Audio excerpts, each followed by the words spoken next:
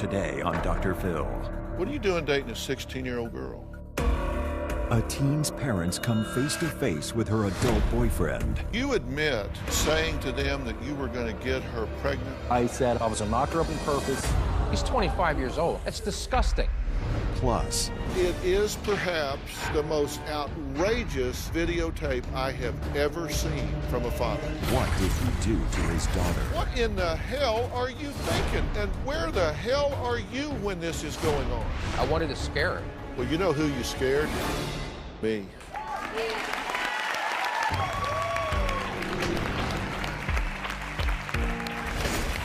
It is shocking, it is volatile, it's unbelievable, and it's all unfolding right here on this stage. Yesterday, with the help of Backstreet Boy Nick Carter, we met 16-year-old Valencia and her parents.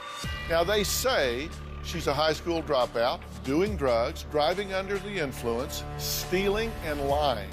When I say stealing, I'm talking about cars, money, credit cards. To make matters worse, she has fallen into the arms of a 25-year-old man that her parents cannot even stand to be around.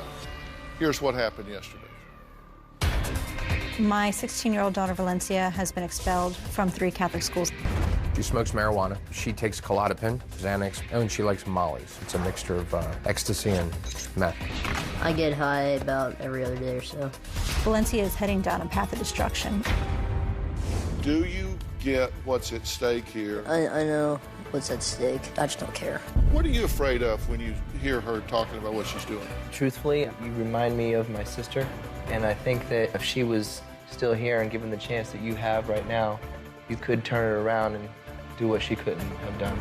Well, in addition to drugs and dropping out of school, her parents say Valencia's boyfriend is making everything worse. David is an overweight, balding pedophile who is dating my daughter and getting her high. I don't look at Valencia. She's 16. I mean, then it's bad because my baby sister's 17. It's like, oh my God, what am I doing? You could swing a dead cat, find somebody better than him. I called him a pedophile, and he said, yeah, I like him young. You have a 10-year-old in the house, don't you? David began to tell me that I would be lucky if he would be doing me. He should be doing the both of us at the same time. David said, I'm your daughter. There ain't nothing you can do about it. He goes, I can't wait to knock her up on purpose. So when you two are crying, trying to see your grandchild, I can laugh in your face. And I just went off and said some raunchy things to him. And I'm looking at Valencia like, you brought this piece of into my life. You're the reason for this. She's been arrested 9 times since she started dating David 2 months ago. He's 25 and you're 16. 16. In a lot of states, that would be statutory rape. Not mine. Valencia says there are a lot of reasons she prefers to spend time away from home. I'm the second oldest of 9 children, and the oldest just left for college. It's hard to take care of the kids every day. Change the diaper, clean the kitchen, do the dishes, make sure they're not making a huge mess upstairs or hurting each other, because there's a lot of them. When I was actually trying in school, it was hard to keep up because I had so many other responsibilities at home, so I'd have lots of missed homework, and I would work all one day to like get it all finished or make a sick day. And even though I do love my siblings, it's hard to like kind of mother them. But since these are not my actual children, I don't want to be their mom, you know? I want to be their sister because that's what I am. Well, this is the first time Valencia's parents have been face-to-face for a conversation with David. Now, I want to have some ground rules in place here. So we're going to have a civil conversation here. You can say whatever you want, but you don't put your hands on somebody else on my stage. Because you can get sideways with somebody. That's a good way to get sideways with me. I don't do that. It's not constructive, it's not productive, and it's not going to happen. I'm here to try to help this situation, not have it melt down. Okay. You're 25. Yes. And she's 16. Yes. What are you doing dating a 16-year-old girl? It just happened. I can tell you how they got together. I'm not asking you. Okay. Well, she just was hanging on the block, and I was hanging out with her, and she actually was dating one of my friends. But don't you step back and look at this and say, I this step back is at it as like, my strange. baby sister's 17 years old. You know, I don't like it. I don't like it at all. I don't agree upon it. But when we're talking, where it's like, look, you're Valencia, I'm David. I don't know what to say about it. It's not good. It's not a good situation. It doesn't look good. It's looked down upon. Are you doing drugs with her? No. I mean, I some pot, but I mean, I don't do drugs. I mean, I don't do nothing hard. Have you given her drugs? No. Have you given her marijuana? No. Like we've got it together, but I mean, she's got me drugs. She's got me mollies. She's got. So you are doing drugs? I've tried it. It's the first time I tried it. When she got it, it was like, yeah, it's like. So you're doing drugs with a 16-year-old child, and you're 25. You're right. That looks bad. That looks bad. It looks criminal to me. I'm not a lawyer, and I'm certainly not a prosecutor, so I don't know. But I mean, just being logical, you even agree with me. That just looks terrible. Yeah. We have a lot of good times together. We're sober. I mean, it's not all drugs and all bad things. He is nice to me. He treats me right. Takes care of me. He's always there for me when I need him, and I'm the same back. Right. All right. What do you want to say? What can you say? I mean, like, what am I supposed to say to this? Like he treats you. He lives out of his car. You know how disgusting this guy is? He's 25 years old. I'd have shot myself in the face if I was thinking about dating a 16-year-old at 25. I mean, I'd have hung it up. That's disgusting. This is not a man. This is not a man. This guy he is bizarre. Bizarre? By the way, I Bizarre, do not live in my car. I don't care. have a room, Dude, I have I an don't care apartment, I where have a you job. live. Well, then why are you saying I live in my car? Because you Well, I were don't know, living in your because you car. must You know have just why? recently Wanna got know an why? apartment. You beat her. Dude, don't even kicked her point out at me, the brother. house, Don't she even called point the at me. cops. Don't point She at me. called It'll be over in a the second. Listen, this is what happened. You No. The beat last time I her saw him, with we had my 3 police ring I officers gave between us. her. Every time I see you, I can't touch you. That coming to an end soon. No, Not not here, here. Not it's here, but when we leave here. No, Not I here, have a it's ring. You. You're disgusting. Okay. Don't even talk to me, brother. I got nothing to say to you. You're done. Stop. Are you asking her if you should leave? Yes. Do what you want to do. Robert, if this man wants to leave, show him the door, show him the car, show him the gate, show him the street, and let him go wherever the hell he wants to go. Okay? David bragged to his friends and on Facebook that he had given my daughter ecstasy and had sex with her all night long. In Pennsylvania, the law is a 16-year-old could be with somebody up to 30 years old. Valencia cannot live with me, but it's all right legally that we can sleep together. She's in love with this man. He's going to fix her. Things are better. So they sleep in the car, pop Klonopins, and have sex and do whatever they do. Eat mollies, go for rides, sleep in the car some more. I don't know what they're doing, but it must be paradise because it won her heart. It's unbelievable. It's sickening. I asked her to marry me. She'll be 18 in 2 years. It's a lot of time to work things out. My husband has been pushed to the edge by David. I'd like to break his jaw, like with a bat or a pipe. I would like for him to eat out of a tube, or I'd like him to be disfigured or have a scar on his face. He deserves to be dead. If I was in Nathan's shoes, I'd be flipping out just like he is now. I'd want to hurt me. What do you want to say? One of the reasons I found out about their relationship is Valencia didn't know, but she had gone on Facebook on my iPad. She left it open. And I found that she was messaging with this guy, David. And David was saying, I can't believe we got that high last night. Valencia has told me, until she dated David, she'd only smoked marijuana.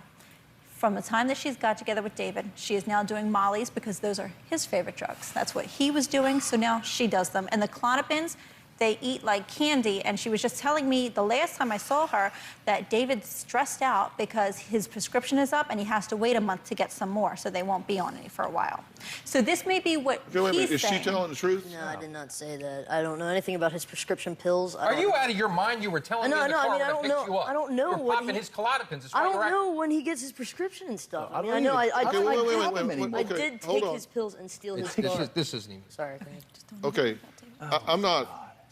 Listen, one thing that I see people that use drugs do is deflect. And they'll deflect by picking some obscure detail that's not really relevant to the issue and focus on it. The issue is not whether or not you know when his prescriptions expire or not. I'm just wanting to know, is this man providing you with drugs? No. How do you get Sometimes, Molly's? yes. How do you get Molly's? I get So them myself. sometimes From where? yes. With what money? Sometimes Friends let me and- Okay, listen. sorry. You guys have had a really big swing at this, And we've done you no couldn't good. have run it off in the ditch anymore if you'd have Okay. grabbed the wheel and jerked it over there. Okay. So at least let me ask some questions. Please do. Yes. Okay? So you say sometimes he gives you drugs, but sometimes he doesn't. Yeah. I mean, every once in a while he'll have some, and I'll kind of like, just, you know, do some. But most of the time, I get my own. So what you said to me was a lie. I said, do you give her drugs? You said, no. She steals it from No, me. I did tell you that we smoke pot, and I have got pot. But I've never got Molly's. I've never got anything hard. Do you understand that that's a crime?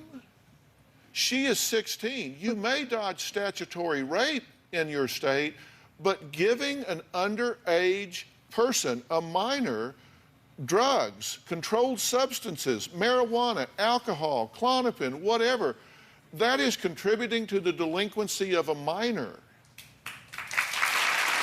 Okay? I'm telling you this, David, listen, I don't know you. I don't have anything against you. I don't know you. I think you're making some really bad choices here.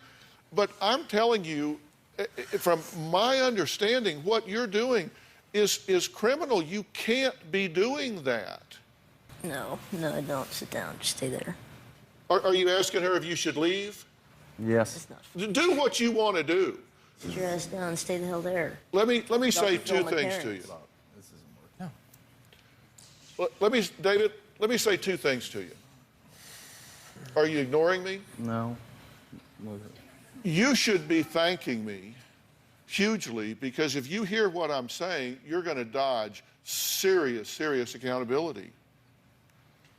Number one, you should be thanking me. Number two, you have to acknowledge any rational person in the world would tell you that you're putting yourself and her in harm's way with what you're doing.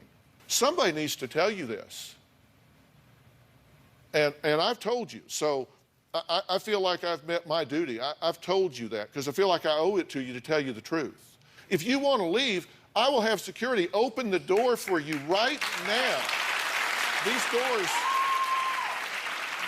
are locked. These doors are not locked. They open from the inside. Robert, if this man wants to leave, show him the door, show him the car, show him the gate, show him the street, and let him go wherever the hell he wants to go. Okay? Now, if you want to have a conversation, we'll have it. If you don't, then okay. It's up to you. So I don't want to fight. I don't want anybody yelling at me, threatening me.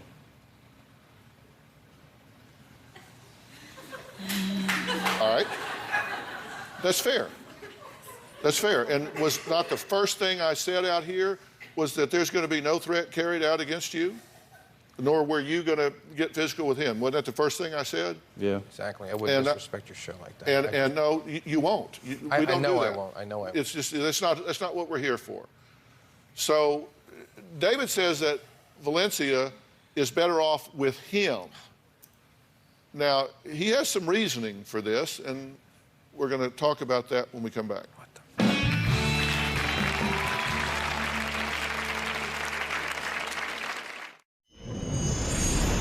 Before Valencia was going out with me, she was a mess, just drunk. Watch her walk down the street, stumbling. She's hanging out with people twice my age. When I was running away, I ran up to a drug house. It was a crack shack. It was bad. People were coming there buying drugs all the time. She told me she would wake up and there'd be 5 people standing there that she didn't know. So, she was a little freaked out. I lived up there for a while, for like a week or so, week and a half. She had nowhere to go to get her out of the crack shack. And I couldn't have her where I was staying at. So I moved all my stuff out and lived out of my car for 2 weeks with her, fed her, went to friends, took showers, and then I found a room. Without David, I'd be homeless. I'm going to talk to him in just a second, but This is not you what? nothing. No, listen, Yeah. it is offensive to me for people to make snide comments under their breath. You got something to say, spit it out. It's not going well at all having him come out so early in the show. I was here to help my daughter, not to talk to David or work anything out with you or even speak to you. So do you want to leave? Is that no, I want my daughter to be helped. Well, then you need to let me do what I'm doing. I want to be sure. I am sorry, Dr. Phill. This has been a very volatile situation for a very long time. It is very volatile, and, we're so close and it's to my a intent to rein this in. And I'm so appreciative of that, and I'm sorry that we're a little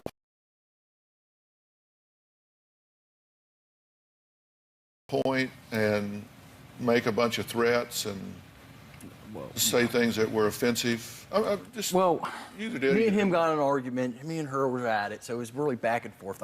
Now, it says they called the cops, told the cops, I called them 15 times, I threatened them 15 times, No, said I wanted to, with her and this and that, and it's a lie. I did, what I said was I had 17 in the clip and one in the magazine if you want to come to the house. You had a 17? In the clip and one in the magazine. Oh, well, sorry, one in the chamber. 17 in the clip and one in the chamber. Basically said I have a gun if you want to come to my house. Okay, well, let me ask you this.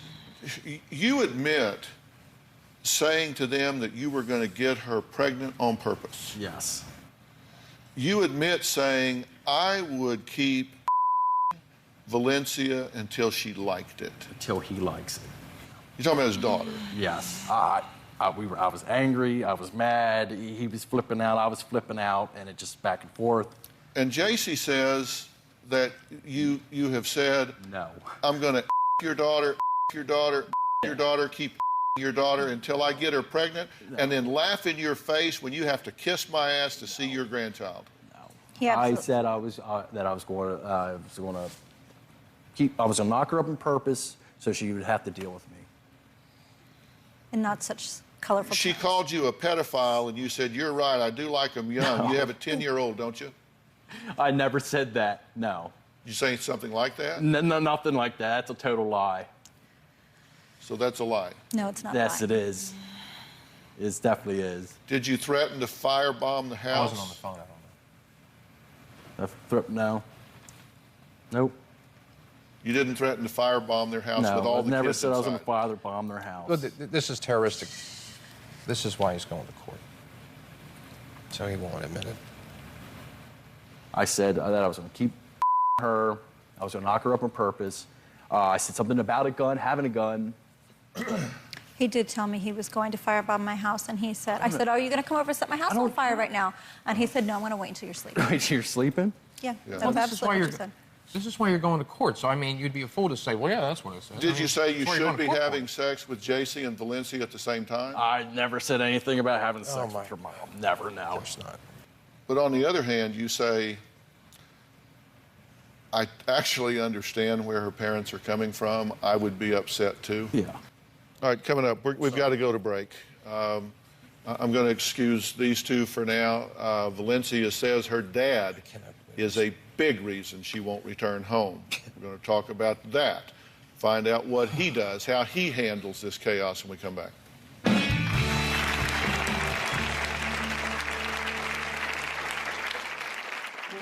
Held her up against the wall, Threw me on the floor, grabbed her by her throat, gripped me up on my hair, slapped her. punched me in the stomach. I rung her bell.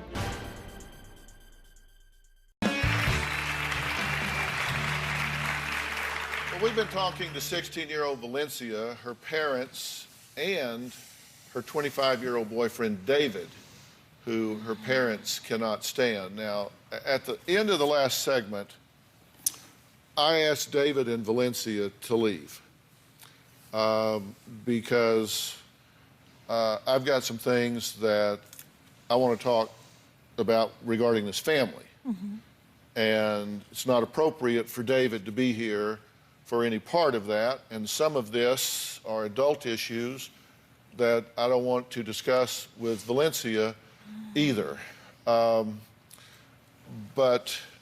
I think I've got a handle on why you object to David beyond just his age.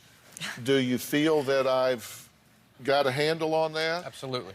And he denies all of that, of course. let's go back before David gets in the picture here. You were having trouble with Valencia before Correct. he got involved. Why do you think that is, JC? To be honest, we've always kind of had problems with Valencia. She began counseling for the first time when she was about 4 years old. Yeah. Her behavior's always been a little on the wild side, so we try to nip it in the bud early and take her for some counseling. And what do you think about your parenting as a pair, as a unit? How do you think you've responded to this as parents? Not good. Our strategy was we weren't always consistent. We had different ways of parenting. We have different relationships with Valencia. I would always try to talk to her and try to apply logic to the situation. We would take things from her, like took her phone away, stopped playing the drums, stopped the guitar. Up until recently, it just got physical, like in the last month. Yeah, so you've had long talks, tried to reason with her, grounded her, taken her phone away, that We've sort of given thing. things back, trying to encourage her, try to be understanding. But you understand what I'm saying when I say that this is a family issue. Absolutely. Yeah. When I think look we're at how a sitting here, child is behaving and what choices she's making, who she's going to, who she's vulnerable to, whether she's choosing drugs or alcohol or boys or promiscuity or older men or younger men, whatever it is, all of those choices, I believe the poem is right. Children learn what they live. And we did an interview with you before the show on tape that I watched, and I have to tell you that it is perhaps the most misguided and outrageous piece of videotape I have ever seen from a father. I'm horrified. I wanted to scare her. It didn't work. Well, you know who you scared is me. And later, Backstreet Boy Nick Carter's message to Valencia. The first time I ever spoke to Dave on the phone, he said something. Valencia overheard him. She started laughing. She's like pointing at us laughing. I told my wife to go upstairs. I just grabbed her by her throat, held her up against the wall, and I slapped her like that. And her hair's flying, her eyes are doing one of these deals. I rung her bell.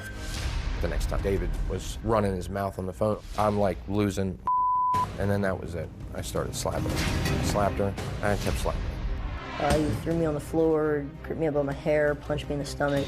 She'd have her hands up. I wouldn't punch her in the stomach, but I would, like one of these, like a quick jab to make her hands drop down so I'd slap her in the face again. Usually just kind of like go like that. You just block my face and my stomach and all the vitals. I was hurting her again. I think I've done that now about 3 or 4 times. Because to me, every time there's something new, and it's a big deal type thing. It's like I have to go pick her up from the police and bring her back to the house. Now she's a promissory. She's high, you know? I'm like, get down in the basement. And I do that so the other kids don't hear it. He took me down to the basement and pushed me a lot and slapped me in the face a bunch. Put the ring on. He put the ring on his hand the wrong way and smacked her with it. I saw Valencia have scratches on her face. Her face is swollen. She had bruises on her legs. I hit her and it felt good because it felt like that was the only thing I had left. Good. Nathan, what the hell are you thinking? At that point, well, what excuse do I have for that? I have none. You did that because you are a bully. Well, I was at that point. You're a loudmouth bully. You're yelling at her, you're screaming at her. You say, get in the basement so you can go down there and slap her where the other kids don't hear it. You said I didn't slap her once, I didn't slap her twice, I slapped her 4 or 5 times. She put her hands up to protect herself, so I jab her in the stomach so I could slap her some more. Are you kidding me? No, that What happened. in the hell are you thinking? Nathan, come on. And then you wonder why she's vulnerable to I mean, you could pick somebody at random on the highway, stop the first 100 cars. She would go with 80 of those guys before she would go home and get pummeled by her father. Where the hell are you when this is going on? I didn't know at first it was, and then when I found out, I stopped it immediately because that is not okay with me. That is not okay with me. And when he tried to do, absolutely not. I won't allow it, and it has not happened since because I won't allow it. So you didn't know this was going on? You were hiding this from your wife? I thought he was yelling at her downstairs. No, she was. Well, you were visible for in the living room. I guess my anger toward David, I was looking at her as the reason why she's doing. Like, she's the. I you know what it is? care if he is nailing a marriage license to the front door and laughing in your face. You do not go hit your child in the face over and over and over again. Nathan, come on. I knew what I did was wrong, and I did it anyway. You can't too angry. We don't know what to do at this point. We didn't hit her before. Oh, we don't hit my anyone. God. Did you not listen to that tape? No. Are you trying to justify what was happening here? I'm just trying to... You just said, oh, but we didn't know what to do, Dr. Phill. We didn't know what else to do. No, what I'm trying to say is, up until this point, this is not how we've dealt with our kids. But he is 100% wrong, but we need help to figure out what to do. If you are frustrated, go out in the woods and butt a stump with your head, but you don't beat your children. I agree. I agree. Did you hear him say in that video, it felt good? Yeah. That's a crazy statement to make. I lost my mind. I knew what I did at the time was wrong. And when I said it felt good, it was... What felt good was the time she laughed in our face, and I just told my wife, can you go upstairs for a minute? And I grabbed her by the neck, held her against the wall, mumbled something about disrespecting the family, and then I smacked her. And I remember feeling like that. It felt, I know I shouldn't have done it, and then how I felt I knew was wrong. And he sends you upstairs and you just go. What are you, a Stepford wife? No. You've got a wild-eyed man standing there, frustrated, upset. She's laughing in his face. He sends you upstairs, so you just toddle off? I have kids screaming and crying upstairs. I have kids running outside, up and down the sidewalk while we're trying to deal with Valencia all the time. Valencia takes up so much time that at times I really do feel like the kids are neglected. I wanted to scare her. Didn't work. Well, you know who you scared is me. Okay. You scared me. There's 7 other children in this home, right? Right. Yes, there is. I'm horrified. This is... That you have 7 other children in that home. We don't. And you're beating one of them. You're beating one of the 8 and telling me it feels good. You're saying, get down in the basement so I can beat you so the other 7 don't see it. That means you're planning ahead. No, I don't want to... I want her to be punished because she's... There's nothing left. That's not punishment. That is criminal abuse. We are desperate to try to figure out what to do to make her listen. She doesn't follow groundings. I go to the bathroom and she takes off. We don't see her for 3 weeks. You're scaring me. How is that? You don't get it. No. I get it. No, you don't get it, because every time I talk about that, you go give me some reason that this is a chaotic and frenetic situation, and given that frame, Dr. Phill, perhaps it will make sense why he's beating our daughter in the face and punching her in the stomach. That is not okay with me. I smack my little kids in the butt. That's the only thing I've ever done. Like if they're doing something dangerous. And now I have a 16-year-old whom I've admitted on national television, on at least 4 occasions, I've smacked her numerous times in the face. And I know, there's no excuse for that, and I won't pretend like there is. You couldn't drive her more into the arms of this guy than if you were chasing her with a stick towards his house. We don't know what to do. We don't know. That's why we're here. Well, you're going to lose your daughter, and if you keep this up, you're going to lose the other 7. Because they will take them and put them in foster care because of what you're doing if you don't stop this and stop it now. It is stopped. We're going to take a break, and I'm going to tell you what I think does need to happen here. There are answers. There are resources. We're going to talk about those when we come back. This family needs a second chance.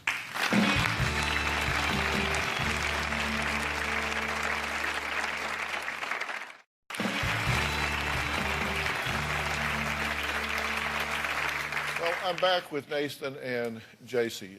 Their daughter, Valencia, is 16.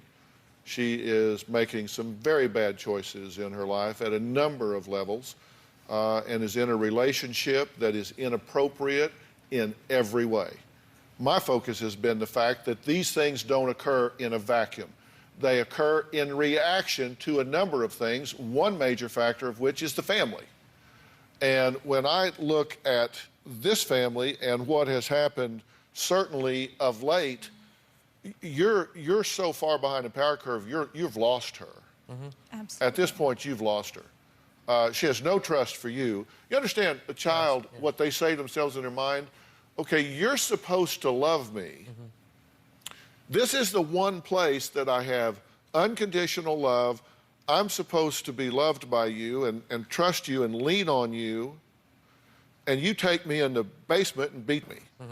That's a child saying, okay, what? You love me, but that you're hitting me.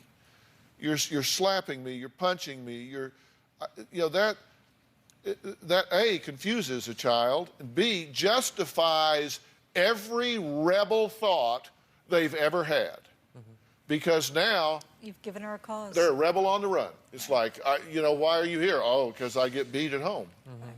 You heard them, they're already citing it. Oh, yeah. They're already saying, she's better off with me. That's what he's saying. And you're playing into that. Yeah. Two things need to happen. You need a break from Valencia. She needs to get help. Yes. And it's gotten to the place that it's beyond parenting skill sets. She needs help. She needs to get out of this family situation. She needs to get away from David. She needs to go into a therapeutic environment to try to get her back on track. And I have asked Dr. Matt Polachek to come here today. He's joining us. He is the director at the Center for Discovery. And the Center for Discovery is a very successful residential treatment program. They really focus on underachieving and difficult to manage kids. And that is Valencia in a nutshell. Absolutely. This is Dr. Polachek. Matt, how are you? Good to see you. Good to see you, my friend. Thank you for doing this. He's been here listening this whole time. Do you agree with me that she needs a break from this? Yes, yes. And we could, you know, separate her from the issue, provide her structure, kind of work on the underlying issues, deal with the drug and alcohol issues, and get her the help she needs. And I said two things need to happen. One, I think she needs to go away. Not so much because of her as you. And you have as much work to do while she's gone as she does while she's gone. Right. You've got to learn how to engage this child, how to rebuild trust with her. You owe her a huge apology. She owes you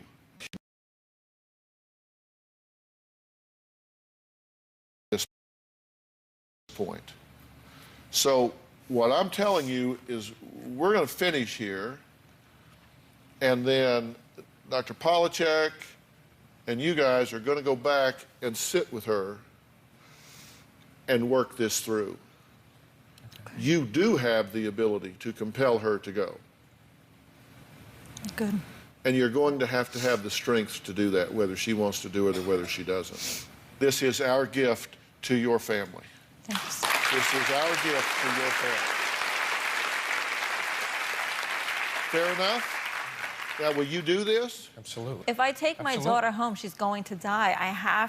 I was coming here to get answers from you because I don't know what to Well, do. the answers that you're getting from me are that this family is broken and it needs to be fixed in parts and pieces before it is reassembled here. Thank you so much. Okay? All right. Thank you. All right, we're going to take a break. Next, what Backstreet Boy Nick Carter wants to do for Valencia.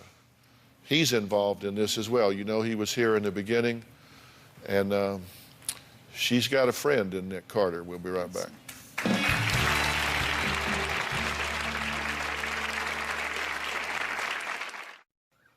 I want to thank all of my guests today, and a special thanks to Dr. Polachek and Center for Discovery and West Shield Adolescent Transportation Services.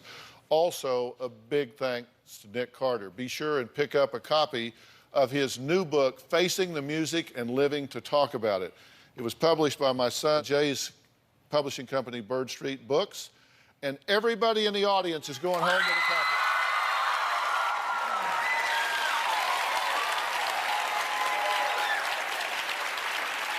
And for those of you at home, log on to drphil.com for a chance to win your own copy. But before we say goodbye, Nick is being joined by Sean Neff to sing Madeline. And so I'll turn this over to you. Thanks. We'll see you next time. I'd like to dedicate this song to Valencia. You may not see it now, but you always deserve the best in your life. 1, 2, 3. Madeline, what's up with those tears in your eyes? What happened when you shut down and all the amber lights turned into red? In the silence of your cave, you feel safe. You decorate it with velvet drapes. Outside you see the dark woods, but you don't know there's fields of gold ahead.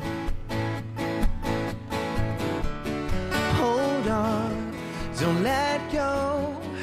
Hold on, you'll know that help is on its way. Rise up, rise up, rise up, Madeline. The sun will come out again. Rise up, rise up, rise up, Madeline. The summer will come in, kiss you with honesty, love you unconditionally, trust you and let you breathe, give you back your dignity. So rise up, rise up, rise and live again. It's only you can, Madeline. Whoa, whoa, whoa, oh, Madeline. Remember when we used to sit and watch from the bridge, and wonder where the ships would go, who was there and what they would find out. Ooh, yeah, you wrote it in a notebook and said someday that this would be a story to tell. And you wrote it in a movie, maybe be the movie star. Someone stole your kiss and took your smile away. Hold on, don't let go. Hold on, you'll know that help is on its way. Rise up, rise up, rise up, Madeline. The sun will come out again. Rise up, rise up, rise up, Madeline. The summer will come in, kiss you with honesty, love you unconditionally, trust you and let you be, give you back your dignity. So rise up, rise up, rise and live again. It's only you can, Madeline. Whoa, whoa, whoa, Madeline. Whoa, oh no, whoa, Madeline.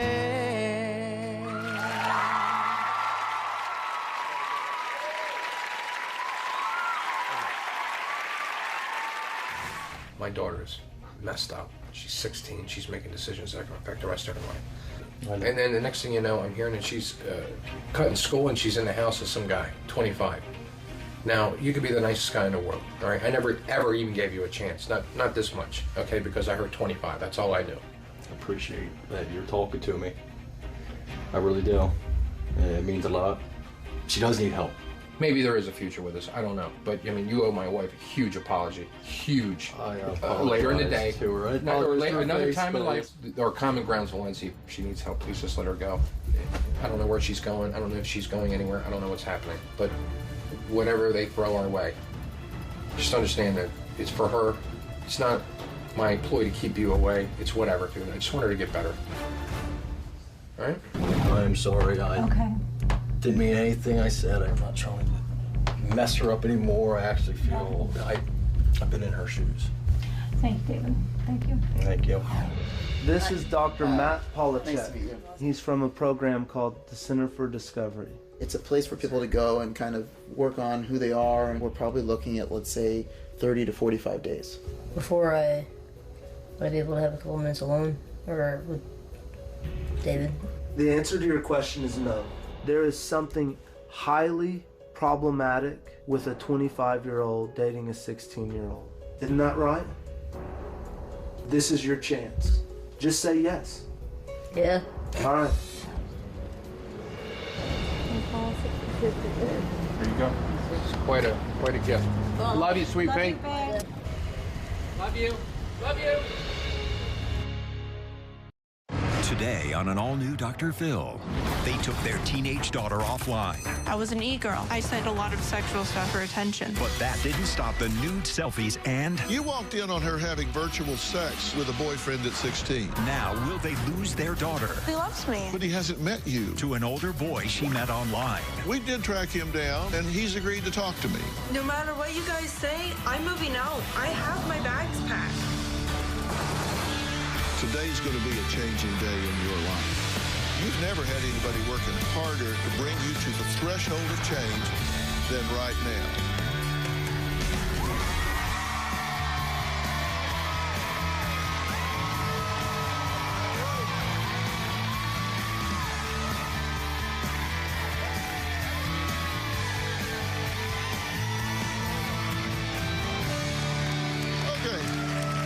The controversy over online video gaming chat sites have made the news recently when a 17-year-old girl was allegedly killed by a 20-year-old man she met online.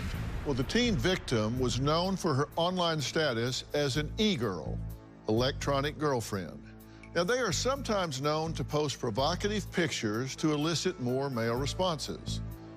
Now, my guest today, Cheryl and her husband Danny, say their 17-year-old daughter Becky is a self-proclaimed e-girl who also frequents video game chat sites and posts risque pictures. They also say their daughter has fallen in love with a 21-year-old stranger online who she has never met in person, yet has agreed to move across the country to be with him just as soon as she turns 18 in just 4 weeks. My daughter, Becky, doesn't see the issue of talking to older guys online. Becky was talking with guys that were 18, 19, 24, and I was not okay with that. Her social media name was something like Daddy's Little Girl XXX. She acted like a 4-year-old and was role-playing with guys who had fetishes. Becky is addicted to online games. She doesn't see the issue of talking to older guys online or sending and posting nude photos of herself. He doesn't respect you. The kind of respect for you that he should have. I think that's bullcrap. As of now, Becky has not met this online boyfriend in person, and I hope she never does. In a month, Becky says she's moving cross country to be with this guy. You think you know somebody, but you really don't know them until you've spent a lot of time with them. No matter what you guys say, I'm moving out. I have my bags packed. Becky's boyfriend has zero respect for me and my wife or our rules. We are at our wits' end. Well, Cheryl's mom, Loretta, says it's all her daughter's fault for allowing her granddaughter to misbehave. If I was in Cheryl's shoes, Becky would not be doing all of this. And she might not have met her online boyfriend. Cheryl should have slapped the shit out of Becky when she found Becky was posting naked photos online. Loretta's whole thing is that we didn't spank them enough or smack them for misbehaving. That's not our parenting style. And you see where it got you. I believe 99% of Becky's problems are because of my daughter. You're not her friend, you're her mother. You are the boss, and she's not. I don't think I tried to be her friend. I tried to talk to her and put her in timeout. I don't believe in timeout. But even from a good smack. My main concern is Becky wants to move across the country and live with some guy she doesn't know. Who knows what her boyfriend's done? You don't know what he has in store for you. You want to be a whore? No. Well, that's what you're gonna be. On the news, you see these kinds of guys locking girls up for years. It's disgusting. Too many perverts out there, too many nuts. You go back there, he gives you some drugs. You're gonna go out there and sell your ass for drugs. Why would I even take drugs in the first Who knows? He might accidentally give them to you and not know. She needs someone else to help her straighten up other than her mom, dad, or me. I want Dr. Phill to make Becky see the light and show her that she doesn't know or need this guy. Cheryl wants to see the rainbow at the end of all of this, but there's a tornado coming. Okay, so how concerned are you? Is this just that there's an unknown here, or do you have reason to be concerned, specific reason to be concerned? What do you know about him, if anything?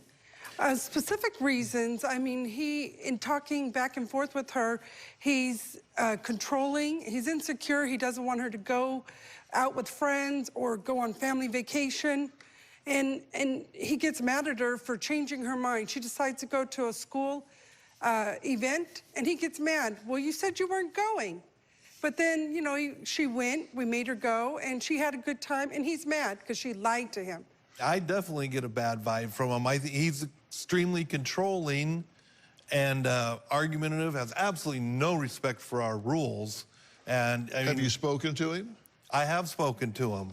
Yes, and I've spoken with him and texted back and forth, and I mean, he pretty much says your rules are ridiculous, and Becky can go to sleep whenever she wants to go to sleep. And we don't need to follow your rules because they're just stupid. Okay, have you talked to him? I talked to him about a year and a half ago. It's just snowballed. I'm mad as hell. I think it's their fault for the new technology that they let them just play. You know, when we see there was an issue, we put in parental Okay, so when did you see there was an issue? When was the first time you realized she's doing things on the internet she shouldn't be doing? Probably about 12 or so, 11, 12 years old. So 4 or 5 years. Is when things kind of started. They kept snowballing. It's gotten worse over time. Okay, so you've been in this for 4 or 5 years. Yes. This has been a battle going on, and you have lost. Yes. Yes, we have. That's why we're here. We need your help and resource because we're not Well, you know, I was here 4 years ago. Right, but I was here 5 years ago. It's become That's why they're blinded. They're blinded. But no, let me tell you why I'm saying that. I'm saying that because there are a lot of other people watching, and I don't want people letting things get off in the ditch before they say, hey, give me some help here. We've got it to where we even just shut the internet off. She's took the phones away, no phone at all. She hasn't had a phone that we provided for over a year. Apparently, she has had access to the internet. They find other ways through the that we didn't really know about. Most of it. She was doing things at school, and we couldn't stop that. We tried. And you know what the problem is? Let me defend you guys for a second here. Because God knows you need it. Yes. Yes. Okay. Yes. You have the wisdom. All three of you have the wisdom that she needs to have. Yes. But she has the knowledge that you don't have. She knows how to navigate the internet. Right. She knows how to get on with this device, defeat this, defeat that. She has the technical know-how to run circles around you. She does. So you walked in on her having virtual sex with a boyfriend at 16. Yes. And There's a shocker. Oh, yeah? You'd never even heard of such a thing. No. We gave her a streaming device so she could watch Netflix and YouTube, and they find these the website or the... They can use them to do so much more. Now, you took her computer away, right? Yes. Physically took it out of the house. It was stored at Grandma's garage. But then you gave it back. Because she was failing in her grades, and, well, I can't do my homework unless I have my own computer, which I know I was on board with it, but I let her talk me into it. I'm a softie. How serious is your concern here? Very serious. I mean, high level. So what are you willing to do? What are you willing to do to stop this? Whatever it takes to get my daughter help to. I mean, is that right? I mean, are you willing to do whatever it takes? We're here. We are. I mean, we've really come to the realization that, you know, this is our very last chance. That's why we're here. All right. Cheryl and Danny say they gave their daughter a contract to help curb her behavior, and she had the nerve to amend the document so it fits her needs. It seems to me like we got the tail wagging the dog here. We're going to talk about this when we meet Becky, and that's going to be right after the break.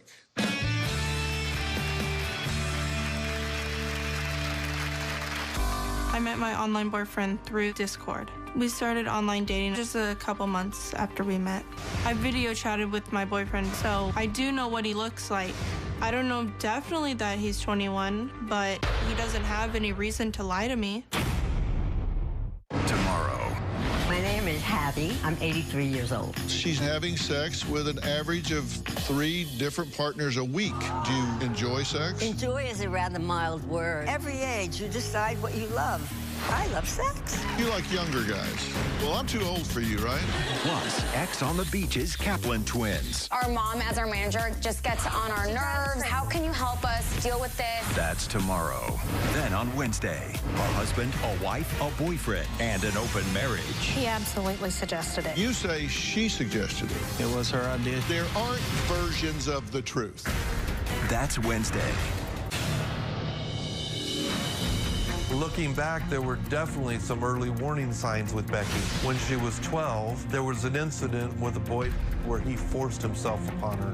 When Becky was 13, she became over-sexualized. She was attracted to anyone that would pay attention to her. In junior high, she had gotten into trouble, and we took her phone away. That's when my husband found her provocative messages and photos on her social media accounts. She had nude selfies on there. Becky thought there was nothing wrong with her behavior. Cheryl says ever since her daughter Becky got into online video game chat sites, she has kind of turned boy crazy. But Becky says she just relates better to older men, and her parents just need to calm down. Take a look. I'm a gamer. I went online and I started meeting people. I tend to gravitate towards older men. I was an e-girl. I just sent nudes, mostly topless photos, had phone sex, and said a lot of sexual stuff over text in exchange for attention. And in one case, the person would buy me video games. I met a lot of them on Discord gaming chat rooms. Mostly guys were from the US, a couple from Canada, and I also talked to one guy from Germany. I met my online boyfriend through Discord. We started online dating just a couple months after we met. I video chatted with my boyfriend, so I do know what he looks like. I don't know definitely that he's 21, but he doesn't have any reason to lie to me. I feel like my parents are too overprotective. They feel like he's gonna hurt me or take advantage of me just because he's older. One time my mom walked in on me and my boyfriend having virtual sex. She screamed at my dad to turn off the internet. I don't really care what my parents think. I'm moving on to my 18th birthday and going out of state to be with him. I know I love him, and that's not changing.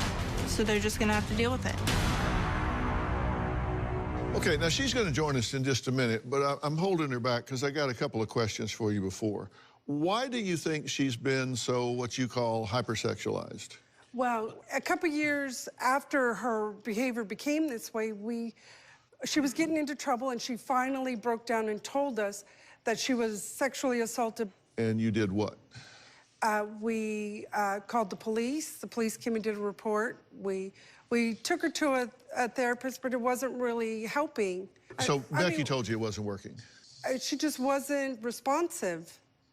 You know, well, I see no problem with my, I see no problem with my behavior.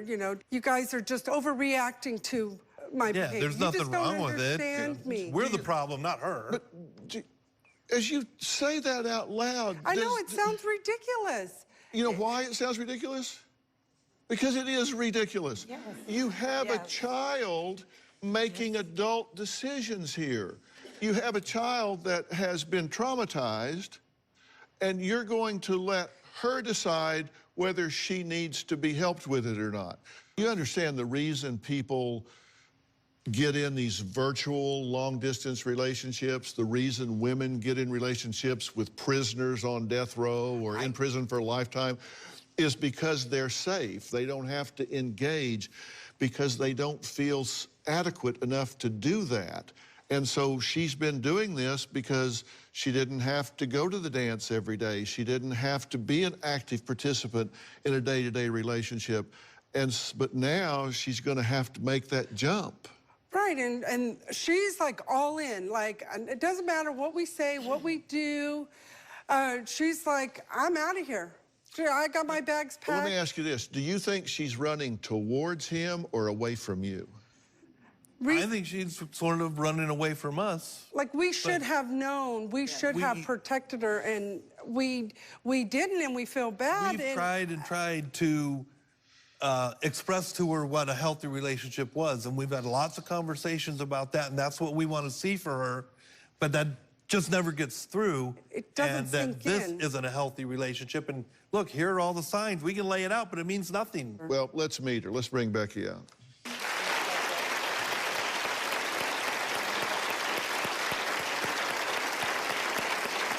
Hi. How are you? Good. I'll bet you are thrilled to be here. Yeah, I understand. She's here. She knows she needs help. You say that you're an e-girl. You call yourself an e-girl. Yeah. What's that mean to you in your terms?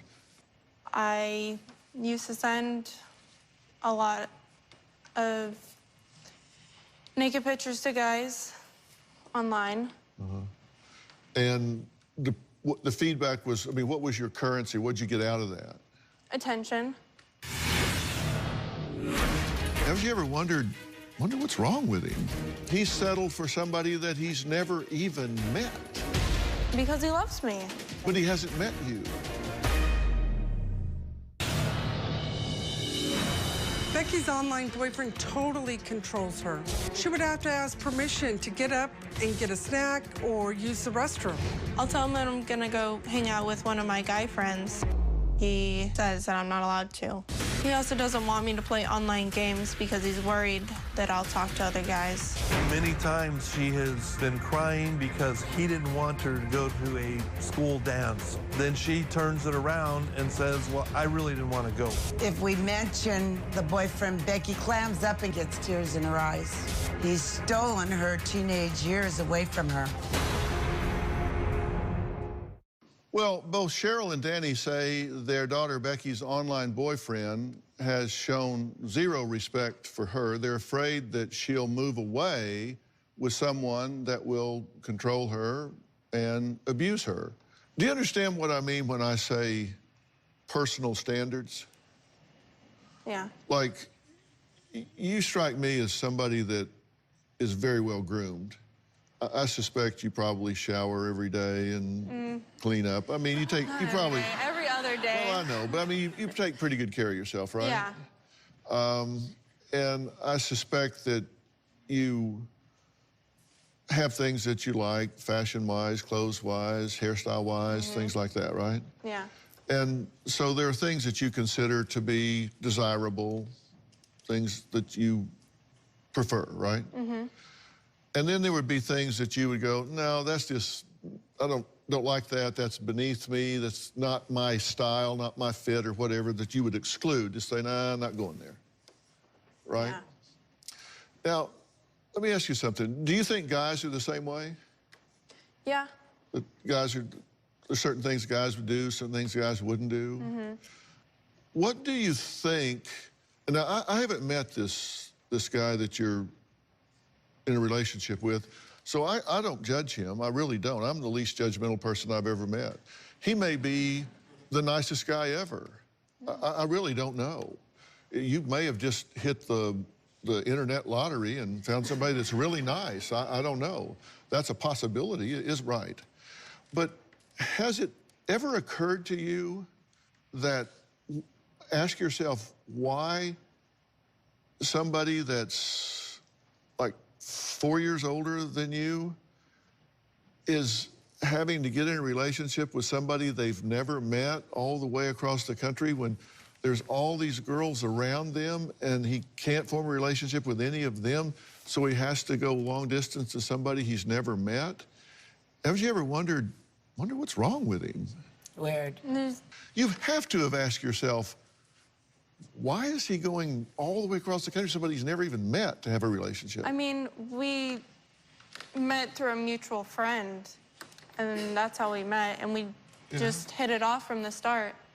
A guy would prefer to be able to go pick his girlfriend up and go on a date, go to dinner, go to a movie, stuff like that, but he's settled for somebody that he's never even met. Well, Yeah, we'd love to be able to be together in person, but, I mean, we just happened to meet online.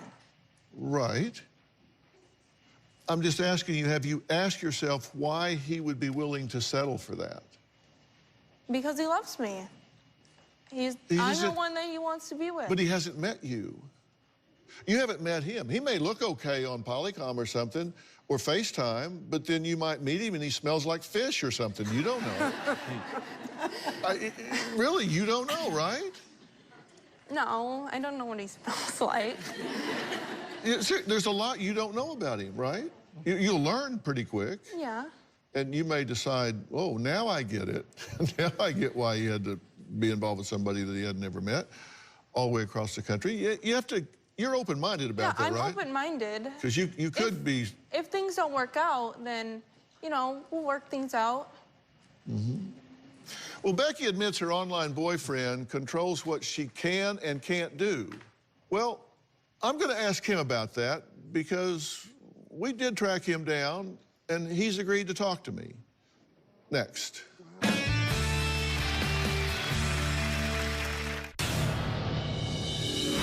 When my parents take away my phone, I come to my room and I use my online media player.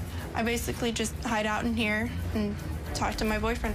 When I plug it into the HDMI, it brings up my chats on Discord. I don't need a phone, I don't need a computer, it's all right here on my TV.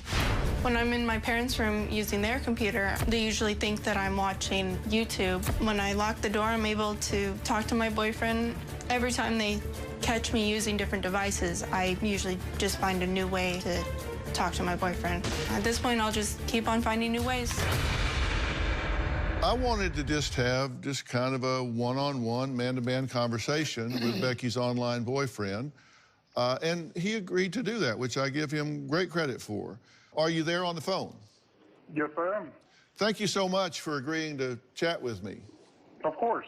So tell me, you're serious in your relationship here, correct? Yes, of course. Have you been in relationships before? Relationships, yes. Past relationships haven't worked out, obviously. With Becky here, it's been a lot more serious, and it just feels like a whole new connection from things that I've experienced before. Mm-hmm. And tell me, do you find it odd that you have this strong of a feelings for someone that you've never physically met? I do. I do think it's different, but it's hard to say because nowadays you see, you know, a lot of people are starting to find connections online, and you know, a good portion of them are starting to work out. So I think it's different, yes, but I wouldn't say it's abnormal. You two have been in a relationship for how long? 20 months. Okay, and in that time, why in 20 months have you not come to see her? I've had numerous issues with her parents not accepting me from the start, from them having an issue with my age to accusing me of things. So, I mean, at one point I have been threatened that if I showed up, they would hit me. So. Well, have you thought about coming and just meeting her father in a public place and introducing yourself? I have offered to video chat with them, talk with them, do whatever I could to really get to, you know, they would be able to see me. I've offered for them to meet my family. I actually used to take care of my grandmother, who recently passed away, and even she wanted to meet them because she felt like they had a very poor judgment of who I was. In trying to do that, I've been told that they don't want to get to know me and they'll never try to get to know me. Well, and we have reason for that. Okay, by the way, I know your grandmother just passed, and I'm very sorry for your loss.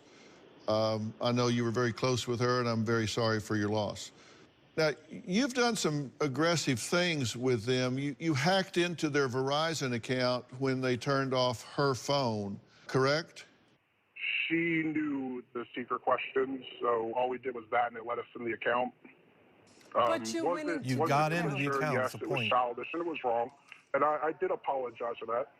Why do you not have a relationship with someone in your own town, your own neighborhood?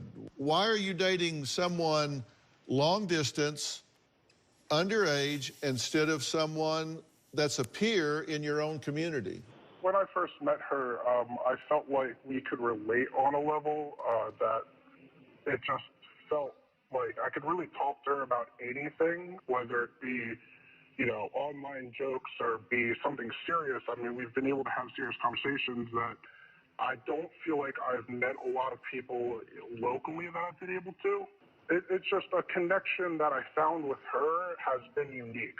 Do you not feel adequate with women your own age? Not at all. I've dated, I mean, up until I met her, most of the girls that I've been with and or talked to and or been with, which I've ended up ending most of my relationships, have been my age or within a year gap. Why has his mother told us this is his first relationship? If you knew that this was going to fracture the relationship between her and her parents, what would your feeling about that be? So I really don't want it to fracture the relationship. Again, Then why do you tell her to defy every rule that we've made? You literally have said that. We've Don't got it go on in text writing. Don't go on vacation with your family. You know, just don't do, they're just trying to control you. You don't need to follow their rules. have I made mistakes along the way? Yes. So you're acknowledging that some of the things you've said have been inappropriate, and you acknowledge that was a bad choice? Yes, yeah. Okay. Well, let me ask you this. If Danny agreed that he wasn't going to punch you out, told him I'd smash his face in. Yeah, I understand. But if you agreed that that's not what you're going to do, how would you feel about doing the right thing and coming here and meeting Becky and her family in a public place where everything is open, above board, and safe, and sitting down and having a conversation where you got to spend some time with him one-on-one? You got to meet him, and you guys at least got some of the unknowns out of the way so you could meet him. How would you feel about that? I'm completely open to that, Dr. Phill. I really appreciate that, actually. I will buy you a round-trip ticket to come here and sit down with her and her family, where you have the opportunity to meet him and spend some time with him and meet the parents and see what's going on. Is that something you would agree to, Danny, Cheryl? I'm a little hesitant on it, but if that would help my daughter Becky in our relationship and help her to not jump into something that I'm afraid of, then I guess yes. Well, I do recommend that. We have to take a break. Coming up, how can parents who thought they were doing everything so right end up in a place they really don't want to be? I'm going to tell Cheryl and Danny what I think about that next, and I'm going to say goodbye to the gentleman on the phone for right now. We'll be right back. Tomorrow on an all-new Dr. Phill. I'm 83 years old. She's having sex with an average of 3 different partners a week. You decide what you love. I love sex. You like younger guys. Well, I'm too old for you, right? That's tomorrow. My parents have made these discipline contracts with me, making me sign them, saying that I won't try to talk to my boyfriend. I've signed 2 or 3 of them, but the only reason I signed them is because they won't leave me alone until I do. We wrote these contracts to limit your time you were able to spend on the computer and on the phone. You broke those contracts in no time at all. You thought they were ridiculous and unwarranted. I thought they were stupid. A contract with Becky is absolutely pointless. I want to introduce somebody to this conversation. Joining us now is Donna Tatro, a parenting expert who says that technology should not be a right for teens, but a privilege, and parents must set the bar for their children. Donna, you've been listening to all of this. You and I know each other. We've worked together before. And I think we're very like-minded about this, but you have some specific thoughts about this particular situation. As you're listening to this, what's jumping out at you? When she was a little girl, you wouldn't let her, as a toddler, go out to a swimming pool by herself. for fear that she would drown.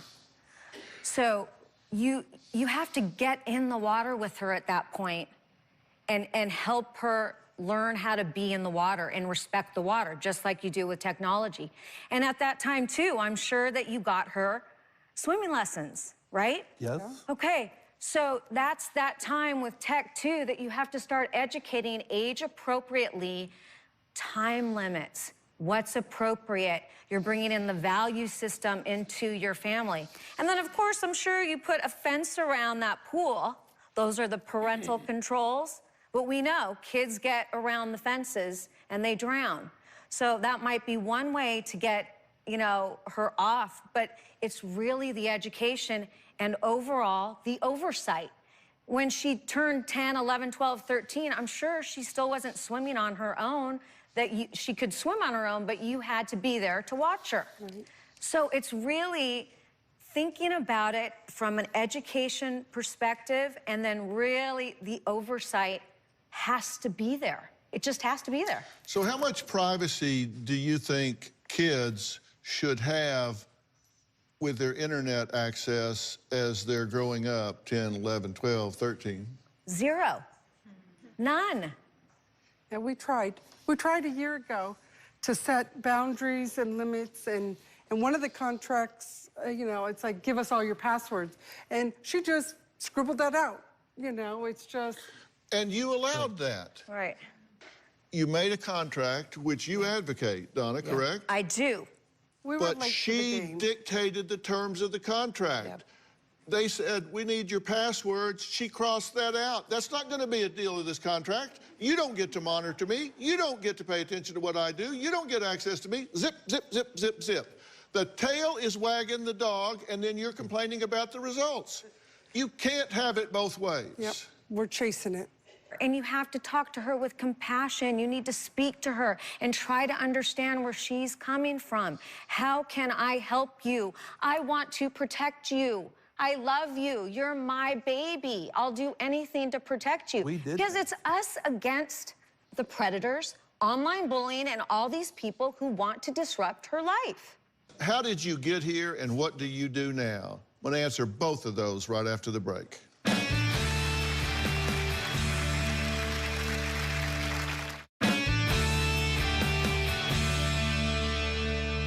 I am so frustrated right now, I feel like slapping myself. This situation has occurred that just didn't have to happen. You didn't have to be here. You have a beautiful daughter here. She's intelligent. She's obviously a beautiful young woman. She's healthy. She's got so much going for her. She was diagnosed ADHD in the 2nd grade. In my opinion, that's absurd. Okay? That's how I feel. That's how absurd. I feel. No. You can disagree with me later, but it's very rare that second grade girls are ADHD. It's rare as hen's teeth, okay? So the chance that that was an accurate diagnosis is just about 0, okay? So when you give a cortical stimulant to a child that doesn't need it, you overspeed their brain and you create anxiety. And she's lived with anxiety her whole life, in my opinion. Yeah. And then she was traumatized early on. And you know what you did? You did what you knew how to do, right? You called the police, you took her to a therapist, you did what you knew how to do, but it wasn't enough. It leaves an open wound and it causes a child to define themselves with physicality. And so they limit their self-esteem, their self-image, their self-worth to that one-dimensional aspect. And so that wound was left open, and so what we see from a very young age is she starts displaying exactly that behavior. She becomes an e-girl on the internet and starts putting out physical expressions of her image. This is what I have to offer. And it allowed her to avoid intimacy, but yet get attention. And sure enough, she winds up in a relationship where she really avoids intimacy, but gets attention. And that means what happened has never been healed. And what I ask you is to be smart enough to know that some things happened to you early on that changed who you are. And you deserve for that to be fixed. You deserve for that to be attended to.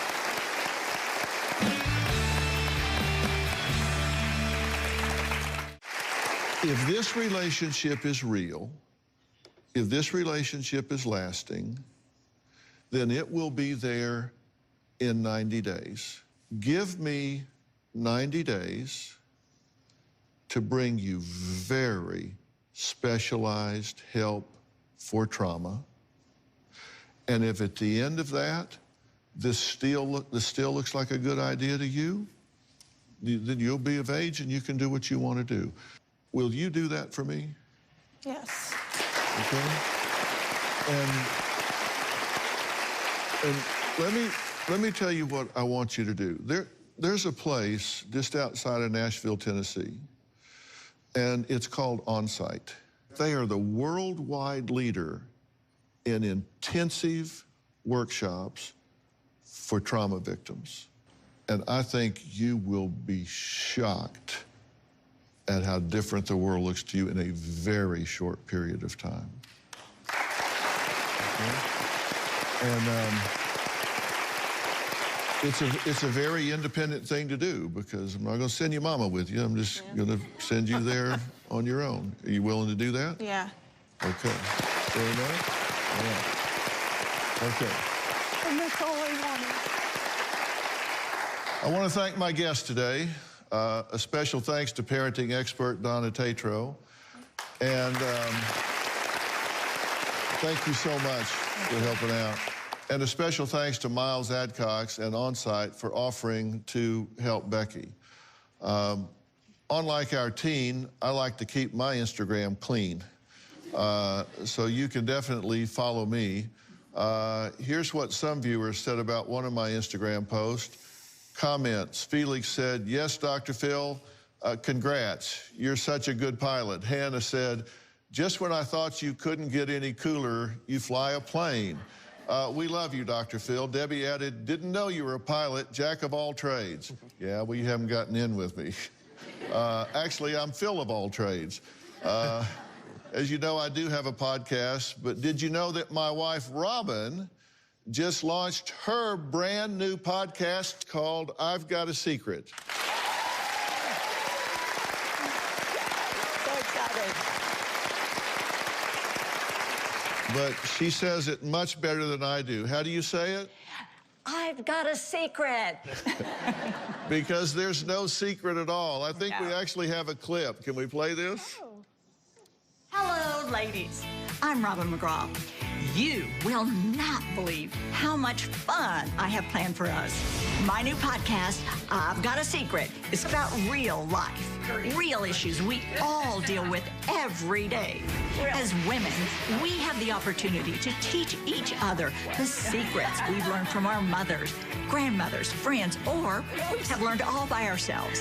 I want us to tell and hear the secrets that will make our lives better.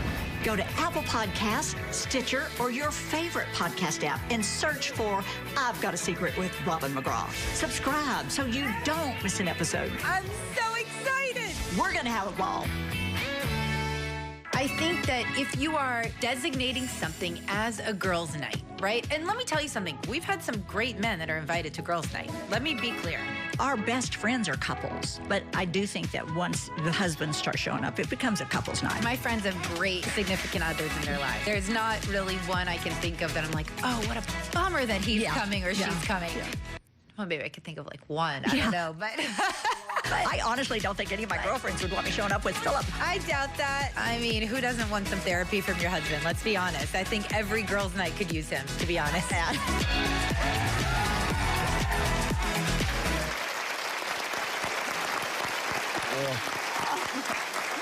I didn't get to finish my sentence there. I said, a lot of my girlfriends think that when you're in the room, you're analyzing them. And I would have said, no, never, never, never. He's so much fun. Yeah. I am analyzing all the time. We'll see you next time. Thanks so much for being here.